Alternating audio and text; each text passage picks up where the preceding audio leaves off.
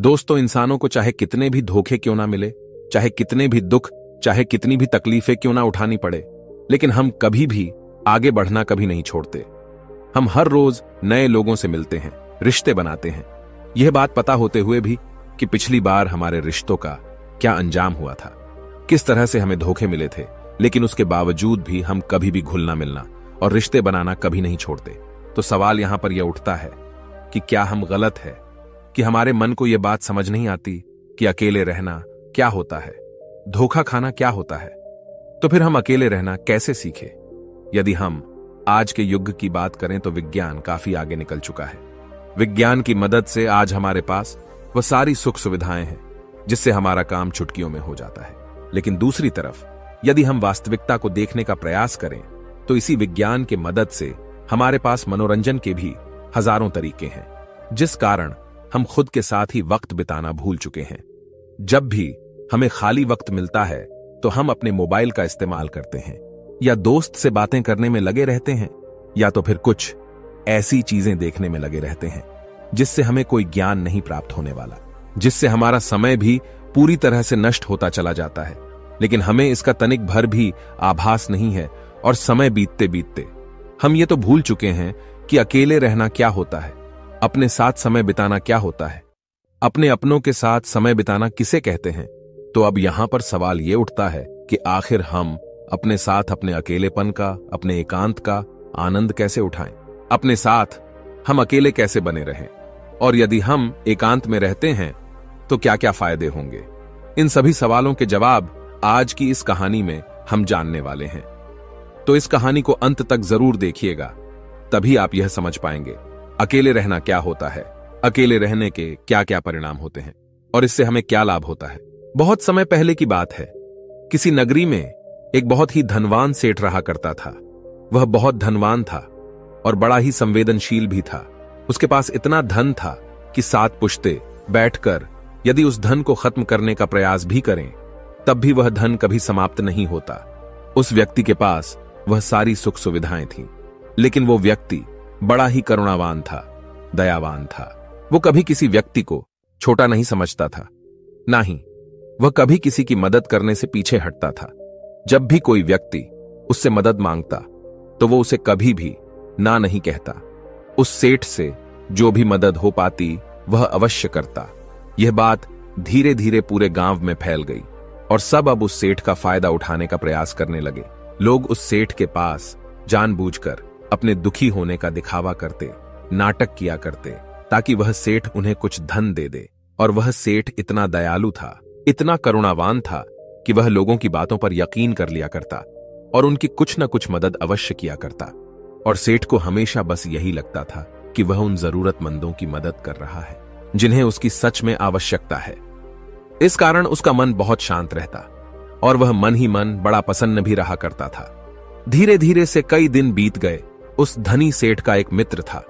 उसे जब यह बात पता चली कि लोग उसके मित्र का फायदा उठा रहे हैं, उसे झूठ बोलकर धन ऐंठ रहे हैं, तो वह अपने मित्र के पास गया और उसने उस धनी सेठ को सारी बातें, सारी असलियत बता दी कि कैसे लोग उसका फायदा उठा रहे हैं, कैसे लोग उसका मजाक बना रहे हैं। जब उस धनी सेठ ने अपने मित्र के मुख से ये बातें सुनी तो उसे यकीन नहीं हुआ।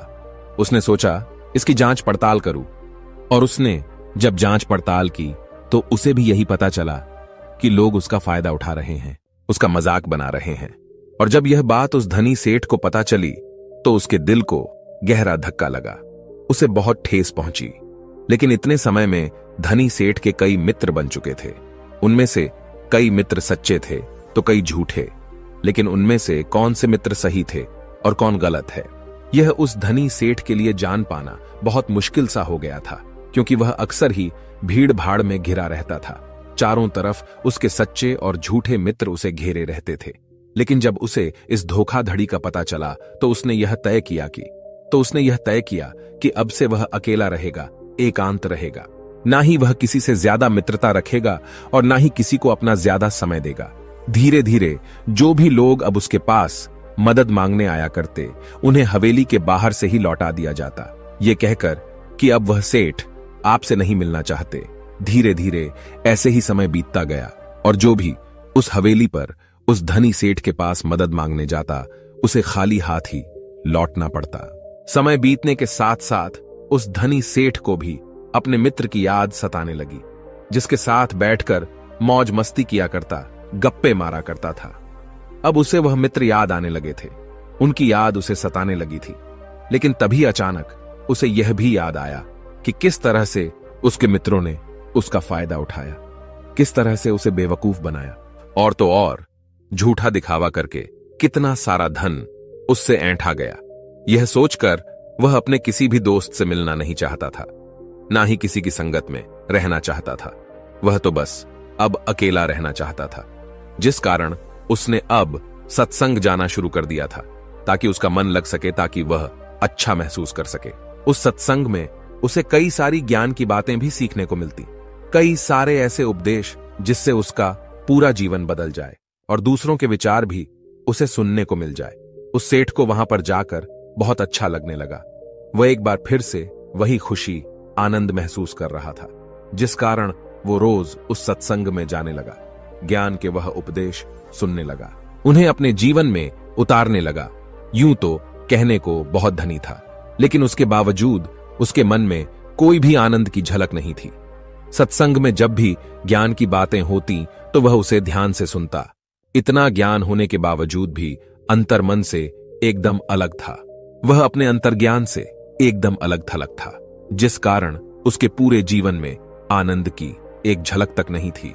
वह जिस सत्संग में जाया करता, वहां पर अक्सर ही ध्यान पर चर्चा की जाती, लेकिन वह धनी सेठ अभी तक ध्यान के बारे में कुछ नहीं जानता था। यहां तक कि उसे यह तक नहीं पता था कि आखिर यह है क्या। जिस प्रकार यदि आपके हाथों में मैं कोई फल रख दूं, जब तक आप उस फल को खाएंगे नहीं, उस फल को चखेंगे नहीं, तब तक आपको यह नहीं पता चलेगा कि आखिर इस फल का स्वाद कैसा है, यह खाने में कैसा लगता है। ठीक उसी प्रकार उस धनी सेठ पर भी यही बात लागू होती थी। वैसे तो वह काफी धनी थे और उन्होंने अपने जीवन में बहुत कुछ हासिल भी किया था। वह काफी ज्ञानी भी थे, लेकिन उन्होंने अभी ध्यान का रस नहीं चखा था। एकांत रहना किसे कहते हैं, अकेलापन क्या होता है, इन सब के बारे में उन्हें कुछ भी नहीं पता था। एक दिन वह धनी सेठ सत्संग में गया हुआ था। तभी वहां पर एक बौद्ध भिक्षु आए। वह बौद्ध भिक्षु बड़े ज्ञानी थे। उनकी ख्याति चारों ओर फैली हुई थी। उनके ज्ञान के बारे में प्रदेशों में चर्चाएं हुआ करती थीं।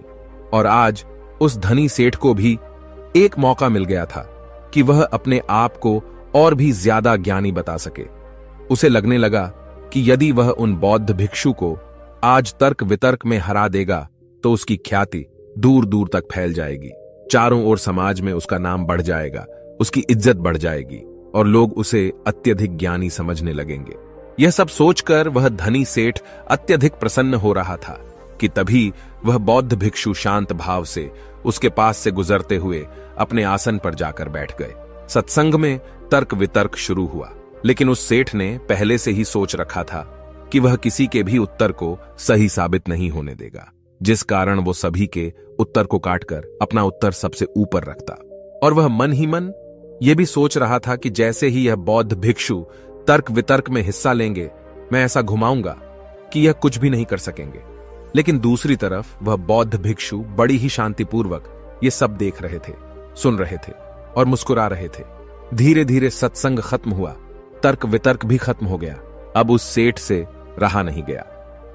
वह सोचने लगा कि आखिर इतने सवाल जवाब के बाद भी इन बौद्ध भिक्षु ने क्यों कुछ नहीं कहा। फिर सेठ उन बौद्ध भिक्षु के पास गया और उनसे कहने लगा, हे गुरुवर, मैंने आपकी बहुत चर्चा सुनी है, मैंने आपके बारे में बहुत बातें सुनी हैं, लेकिन आपने यहां पर कुछ भी नहीं कहा। आप तो एकदम चुपचाप बैठकर यह सब देखकर चले गए। क्या आपको मेरी बातें समझ नहीं आ रही थी, या आपको यह लग रहा था कि आप मेरे सवाल जवाबों से हार जाएंगे? वह बौद्ध भिक्षु उस सेठ की बात पर मुस्कुराने लगे और उस सेठ से कहते हैं, भंते, तुम्हारे तर्क वितर्क से मुझे कोई भी बात नहीं। मैं तो बस अपने अकेलेपन का, अपने एकांत का आनंद ले रहा था, अपने ध्यान के रस में डूबा हुआ था। ऐसी बात नहीं कि मैं तुम लोगों की बातें नहीं सुन रहा था, मैं उसे पूरी तरह से जागृत होकर सुन रहा था, लेकिन मेरे मन को कोई भी प्रतिरोध नहीं था। यह सुनकर वह धनी सेठ उन बौद्ध भिक्षु से कहता है, आप क्या कहना चाहते हैं? तभी वह बौद्ध भिक्षु उस धनी सेठ से एक बार फिर मुस्कुराते हुए कहते हैं, बेटा, मैं जानता हूं कि हर कोई ज्ञानी बनना चाहता है। वह अपने आप को सर्वश्रेष्ठ ज्ञानी मानता है, जिस कारण वो हर जगह से ज्ञान इकट्ठा करता है ताकि उसे ज्ञान के मामले में कोई भी पीछे ना कर सके। लेकिन यदि कोई ज्ञानी व्यक्ति इस भूल में पड़ जाए कि वह सर्वश्रेष्ठ ज्ञानी है और उसे कोई नहीं हरा सकता, तो यह उसकी सबसे बड़ी भूल है। क्योंकि सबसे बड़ा ज्ञान तो यही है कि अपने ज्ञान का प्रदर्शन नहीं करना चाहिए, अपने ज्ञान को गिरा देना चाहिए। अपने आप को यह याद दिलाना चाहिए कि मैं अज्ञानी हूं। ऐसा करने से आपके भीतर का अहंकार, आपके भीतर का वह घमंड पूरी तरह से टूट जाता है, डूब जाता है, और तब आपका अनुभव आपके सामने आ जाता है और वास्तविकता तो अनुभव में ही है। लेकिन लोग तो यहां पर ज्ञान की किताबें पढ़कर अपने आप को ज्ञानी समझ बैठते हैं। वे सोचते हैं कि जो ज्ञान उन्होंने अर्जित किया है वह तो किताबों का ही है। वह किताबी ज्ञान को ही असल सत्य मान बैठते हैं, और यही कारण है कि ऐसे लोग कभी भी एकांत का आनंद नहीं उठा पाते, क्योंकि वह तो बेवकूफ की तरह हमेशा अपने ज्ञान का प्रदर्शन करने में ही लगे रहते हैं। उन बौद्ध भिक्षु के मुख से यह सारी बातें सुनकर उस धनी सेठ के दिल पर चोट लगी। उसे बहुत धक्का सा महसूस हुआ। उस धनी सेठ ने उन बौद्ध भिक्षु से कहा, आपके कहने का अर्थ क्या है? जब कोई व्यक्ति ज्ञान अर्जित कर लेता है तो उसके बाद उसे कौन सा रास्ता अपनाना चाहिए? क्या उसे अपने ज्ञान के बारे में लोगों को नहीं बताना चाहिए? क्या ज्ञान लोगों को नहीं बांटना चाहिए? यह सुनकर वह बौद्ध भिक्षु उस धनी सेठ से कहते हैं, असली ज्ञानी होने की पहचान तो यही है कि वह अपने ज्ञान से लोगों को सही मार्ग दिखाएं, जिससे दूसरे व्यक्ति के मन में उठने वाले जो भी सवाल है, जो भी प्रश्न है, पूरी तरह से खत्म हो जाए। जब तुम किसी असली ज्ञानी व्यक्ति से मिलोगे तो तुम्हें यही देखने को मिलेगा कि वह कभी भी अपने ज्ञान का प्रदर्शन नहीं करते, बल्कि उनका एकांत ही, उनकी चुप्पी ही तुम्हारे सभी सवालों का जवाब तुम्हें दे देगी।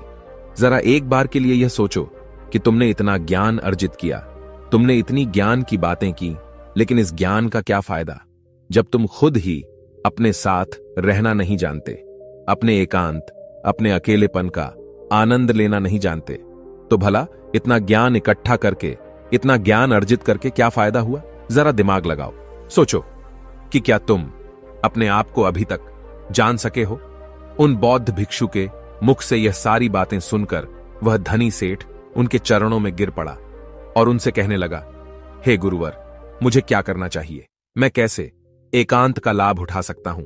मैं कैसे अकेलेपन का आनंद उठा सकता हूं?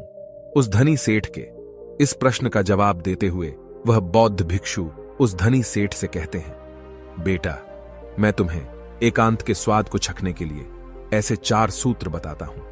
यदि तुमने इन चारों सूत्रों को अपने जीवन में उतार लिया तो अवश्य ही एकांत का रस चख सकोगे।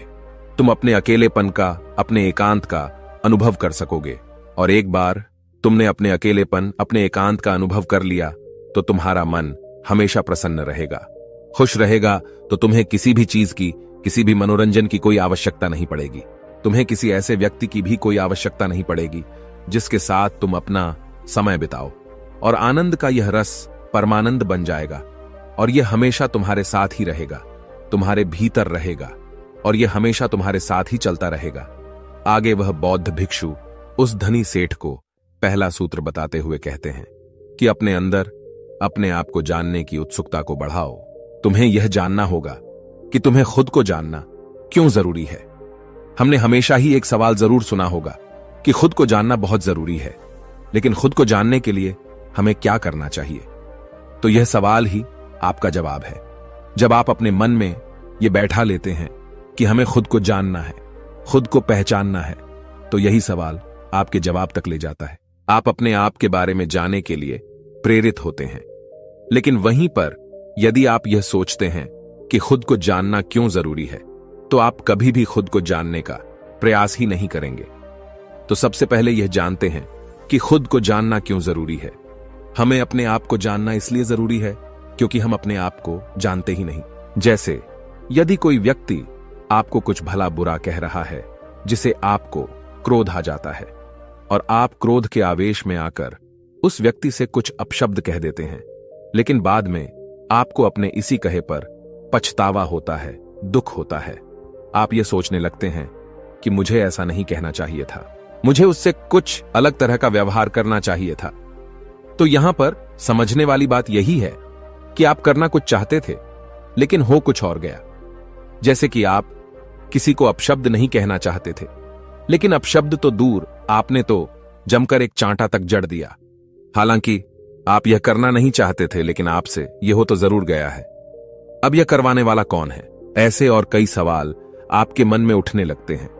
तो आपके अंदर इसे जानने के लिए भी एक उत्सुकता जाग उठती है कि आपको खुद को जानना क्यों जरूरी है। यदि आप खुद को जानते हैं तो आप कभी भी ऐसा व्यवहार नहीं करेंगे, बल्कि आप उस व्यक्ति के अपशब्द पर खुद को देखेंगे, समझेंगे, परखेंगे और उसके बाद ही कोई प्रतिक्रिया आप उस व्यक्ति को देंगे, जिसके बाद में आपको किसी तरह का कोई पछतावा नहीं होगा और आपका मन तभी पूरी तरह से शांत रहेगा।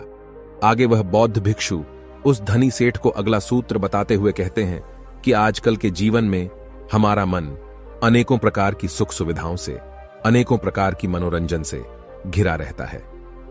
तो क्या यह सही है?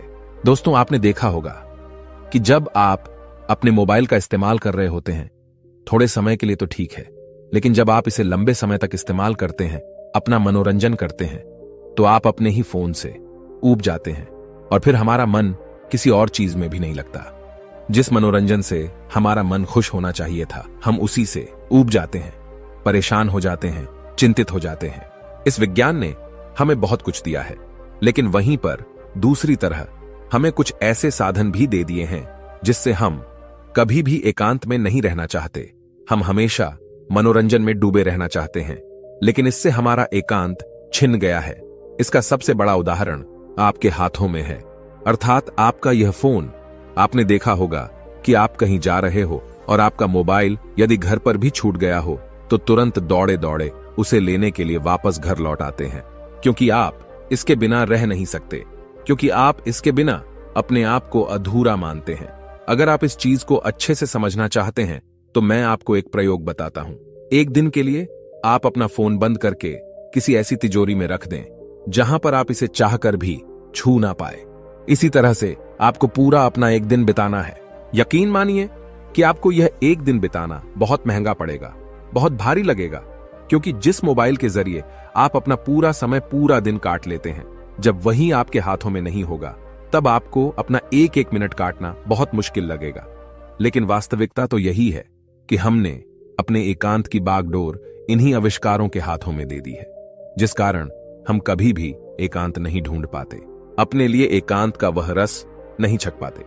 आगे वो बौद्ध भिक्षु उस धनी सेठ को तीसरा सूत्र बताते हुए कहते हैं कि अपने आप को खाली रखो, क्योंकि आजकल लोग भाग दौड़ में कितना व्यस्त रहते हैं कि उनके पास अपने लिए तनिक भर का समय नहीं है, और जो थोड़ा मोड़ा समय हमें अपने लिए मिलता है वह भी हम मनोरंजन में लगा देते हैं, जिस कारण हमें अपने आप को जानना बहुत मुश्किल सा लगने लगता है। जब भी कोई थोड़ी सी भी विपत्ति हमारे ऊपर आती है तो हम चिंतित हो जाते हैं, परेशान हो जाते हैं, क्योंकि हमें अपने बारे में कुछ पता ही नहीं। लेकिन जब आप एकांत रहना सीखते हैं, अपने साथ अपना समय व्यतीत करना शुरू करते हैं, तभी आपको अपने अंदर की वो शक्तियां, वो ताकत, वो काबिलियत समझ में आने लगती है और आप हर तकलीफ का सामना करने के लिए भी पूरी तरह से तैयार होते हैं। इसलिए खाली रहने की आदत डालिए, यह आपके लिए, आपके भविष्य के लिए बहुत जरूरी है। आगे वह बौद्ध भिक्षु उस धनी सेठ को चौथा सूत्र बताते हुए कहते हैं कि इस संसार में रहकर अपने एकांत में स्थिर रहना सीखना होगा। ये संसार, ये समाज जिसके साथ हम या तो बहुत अधिक लगाव रखते हैं या तो बहुत अधिक घृणा करते हैं, जिस कारण हमारे मन का एकांत पूरी तरह से उथल पुथल हो जाता है। हम ना तो अपने ऊपर काबू रख पाते हैं और ना ही हम ये समझ पाते हैं कि परिस्थितियां आखिर क्यों उत्पन्न हो रही हैं, क्योंकि हमें अपने बारे में ही जानकारी नहीं होती। और यदि आप अपने बारे में जान लेते हैं, अर्थात एकांत में रहते हैं, तो आप यह भी समझ पाते हैं कि ना तो आपका कोई मित्र है और ना ही आपका कोई शत्रु। आप इस संसार में हर एक प्राणी को एक समान ही देखते हैं। जब आप ध्यान करते हैं, एकांत में रहते हैं, तब आप इतने काबिल तो हो जाते हैं कि आप इस संसार में रहकर भी इस संसार से अलग रह सकते हैं, अपने जीवन का निर्वाह भी कर सकते हैं, अपनी जिम्मेदारियां भी निभा सकते हैं, लेकिन आपके मन में एकांत स्थिर भाव में यूं ही बना रहेगा। लेकिन यहां तक आपको पहुंचने के लिए पहले आपको खुद के बारे में जानना जरूरी है। अपने मनोरंजनों से दूर अपने चित्त को आपको दूसरी दिशा में ले जाना होगा। खुद के साथ वक्त बिताना होगा, खुद को जानना होगा, पहचानना होगा, जहां पर आपके मन का मनोरंजन ध्यान के द्वारा होगा। और ऐसा करने से आपको कभी भी कोई भी तकलीफ नहीं पहुंचा पाएगा, ना ही आपको कभी कोई धोखा दे पाएगा, क्योंकि आपने तो ध्यान से यह जान लिया होगा कि ना तो आपका कोई मित्र है, ना ही आपका शत्रु, ना ही आपके बहुत करीब है और ना ही कोई आपसे बहुत दूर। ये सारी बातें सुनकर वह सेठ उन्होंने बौद्ध भिक्षु के चरणों में गिर पड़ा और उन्हें प्रणाम करके वह वापस अपने घर की ओर लौट गया।